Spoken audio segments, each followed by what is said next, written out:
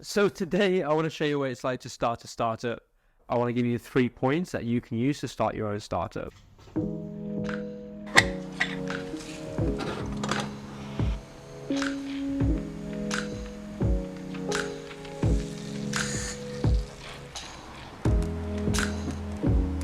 So today we have a really busy day. Okay, in these videos I want to show you what it's like to start a startup and what went through my head before starting Fabrio.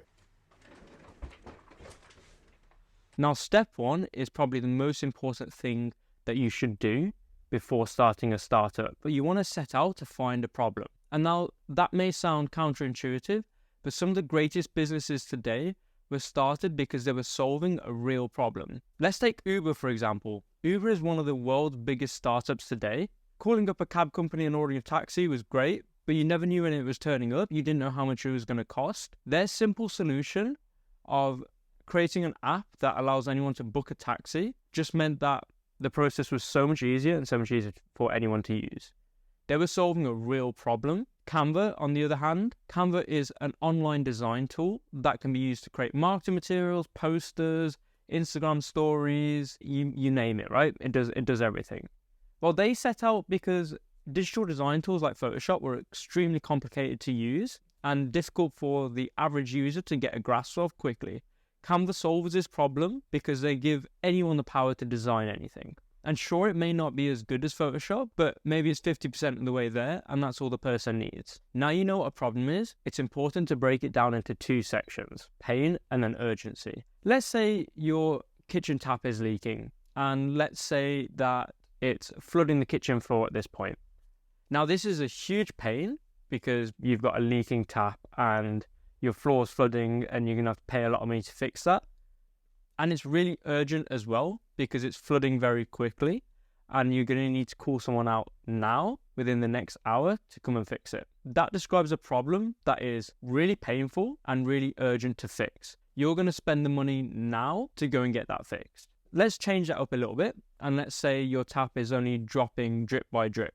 Okay, there's a pain there. It's annoying, you can hear it, you're wasting water, and it's happening constantly. But there isn't a lot of urgency to get that fixed. You're not going to pay the same amount of money, you're going to pay less because the problem isn't urgent. Instead of needing to get it fixed today, you can get it fixed in a week's time and it's not going to affect your life. It's important to find a problem that is first painful to the customer, and then secondly, as a benefit, you want it to be urgent. It goes from making someone pay today and a higher amount rather than making someone pay in 3 months' time. They may or not pay, or they may have found a solution, or their pain goes away. Now, how do you find this problem?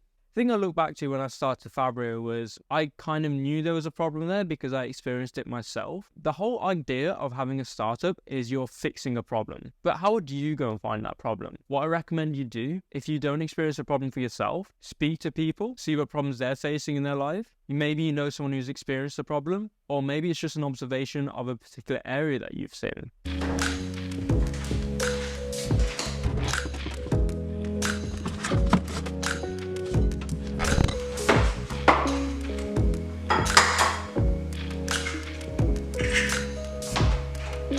Step 2 is to find the solution. Create a manual process. Before you write a single line of code, see if you can create a solution that relies on a manual process. For example, when Skyscanner first started, it started as an Excel document. They're able to give that to the customers and customers still wanted to pay for it. Or are you creating the next Airbnb? And instead of creating a code or a platform where people can sign up and pay, can you ring people up manually and do things that don't scale? One of the most famous sayings from YC is do things that don't scale. That's one of their mottos. And essentially you want to test. And if it works in a manual process, then you can start to automate. Then you know what you've done manually. Automating is just going to make the process quicker and cheaper. Your manual solution will prove to you there is a need for your product. If there isn't a need, go back to the drawing board, go back to the customers and be like, hey, what do you actually want? Does this work for you? Does it not work for you? Do not write a single line of code. And this is the mistake that we made. Sometimes simply creating a manual solution, you're going to prove to yourself if something works or not before you waste years of your life on it. Luckily for us, we knew the problem was so strong that our solution fit and just fixed that problem perfectly. Once you've proved that people want to use your manual solution, a bit like Skyscanner, You want to move as quickly as possible towards an MVP. Now, an MVP is a minimum viable product. A minimum viable product should not take you long to put together at all. So here's an example of Fabrio's MVP. This is an early version. This is our first MVP of Fabrio. What this let us do was allowed us to iterate on the product. Iterate on the MVP by going back to our customers, speaking to our customers, coming back to the MVP, making adjustments to the product and constantly iterating. By doing this, we were making sure we were building things that people wanted. Speak to potential customers, speak to people who you have identified as you are solving that problem, you are solving that pain point, and go and ask them, what do they want? What do they need? What are they currently struggling with? And where can you do better? Creating and designing the solution should come from creating a manual process first, and then creating a technical product that can do the same process as your manual process, but quicker, easier, faster, and cheaper. That is what makes a scalable tech business. What we move on to now is the execution phase.